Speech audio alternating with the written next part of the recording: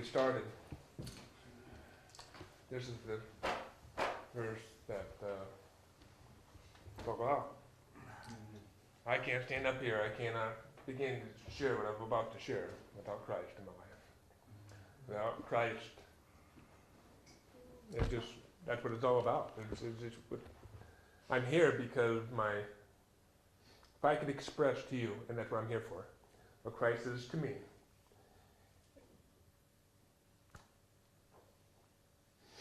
And that's what my commission is to come and go to churches, small groups, to one-on-one people. And because all things are possible through Christ, I know what the outcome is of this. I know me standing up here. I know what God has in store. And, it's only by God. That means, yes, when the guy had the magic wand, Ted, what would it be? If God was a magic wand, what would it be? For me to share my story. Because it's not my story, it's yours. I could be sharing for 2 people, or 2,000, or 20,000. It doesn't matter, it's his story. And it's God's touching. Anyways, let's get going here. Psalms 139, 13 through 16. For you created my inmost being. You knit me together in my mother's womb. I praise you because I'm fearfully and wonderfully made. Your works are wonderful, I know that full well. My frame was not hidden from you when I was made in that secret place. When I was woven together in the depths of the earth, your eyes saw my unformed body. All the days ordained for me were written in your book before one of them came to be. My parents lived in La Puente, 5 houses from their home, with a church on the corner that they attended. They had 2 children of their own, and they had foster children that they would bring in their home, some with just handicaps, different physical challenges, and as well as normal kids. They just opened up their home. And one day they got a call from social services saying that they had a 10-month-old baby boy. And that neglected, abused, this baby hasn't been loved. Can't walk, can't crawl, can't even sit up. We made all the other calls, we're at a dead end. We know you had some challenges with other children and so forth, and didn't know who to call us. So if you don't take the child, it will become institutionalized. And so what they did was, they went before God. What do we do? They said, we'll take him. I don't know what we can do, but we'll take him. So here I come into their home at 10 months old. After a period of time, they found out I like the sound of bells.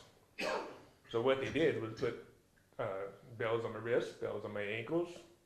They made this box, because I like the sound of the bells, and I like the sound of the so I kicked and hit the side of the box like this, and kind of form of physical therapy. Back 47 years ago, I guess that was what you do. But by the time I was 2 years old, I was able to walk. My dad would say, well, he went from the box and he was able to run. Can we put him back in the box? So anyways, I grew up attending the church on the corner. And it was like 15, 16 years old. We went to a youth retreat up in the mountains, sitting around the campfire and enjoying the fire. The stars are out, everything's all good. Youth pastor says, hey Ted, let's take a walk. I said, oh yeah, great. We had a good relationship, and so taking a walk, and he goes, do you have Christ in your heart? Wow, grew up in the church. I was like put back, and I said, I'm a Boy Scout, I haven't killed anybody, and all that. And he goes, well, it's a little bit more involved than that. It's about a relationship with Jesus Christ in your heart. And then he proceeded to read John 3:16, for God so loved the world that he gave his only Son, that whosoever believes in him shall not perish but have everlasting life. Then he says, now put your name there. For God so loved Ted that he gave his life for Ted. You know, I had been doing the Boy Scouts and going to church, but I wasn't singing the song, but I wasn't feeling it. There was a void, there was something missing. But that void was filled that night when Jesus came in. 1985, I was married to my wife that I have now, Wanda.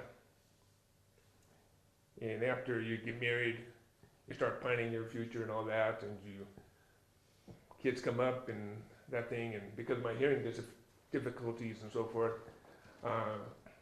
my wife asked me, do you know anything about your biological family, your mother? I says, no, I wasn't told anything. In fact, I didn't even know my nationality until 2 years prior, 23 years old, And so it's just, well, how do you feel about that? We want our kids to be perfect, your babies to have all the fingers and everything, So yeah, okay, well, let's try to locate her. And so we didn't know what to start. I didn't even have a birth certificate. And she goes, what do you mean you didn't have a birth certificate? I said, well, I was told that I never had one. There wasn't one that existed. So all you got to do is fill out this form, send it in, you get one. You got to be kidding me. She filled out the form, sent it in, and I got a birth certificate. And so that kind of triggered things off, And so we contacted social services in Los Angeles and met with them, saying we got the first steps. They had all our records and knew that I went to church, Boy Scouts, played the accordion, they knew everything about me. And they said, okay, why don't you contact Salvation Army, because they have a missing persons bureau. And between the two of us, maybe something will connect. The only thing we can tell you is that she was 15 years old when she conceived you.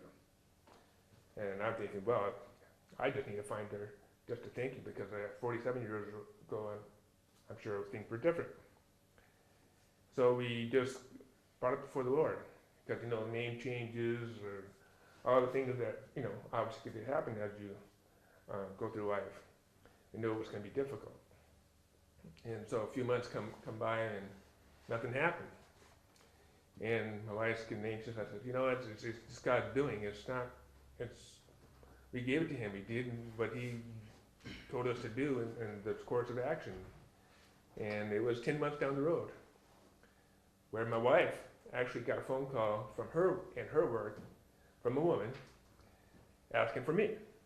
She said, well, this Ted now theirs? No, this is Wanda. I said, will he be there at this number at 7:30 this evening? She goes, yeah. Didn't leave her name, nothing. But, it was polite enough, whatever. So, but she, woman's intuition or whatever you want to call it, things are starting to connect. Okay, called me at work and said, this is what happened. Maybe you got to get home. Make sure you're home for this phone call.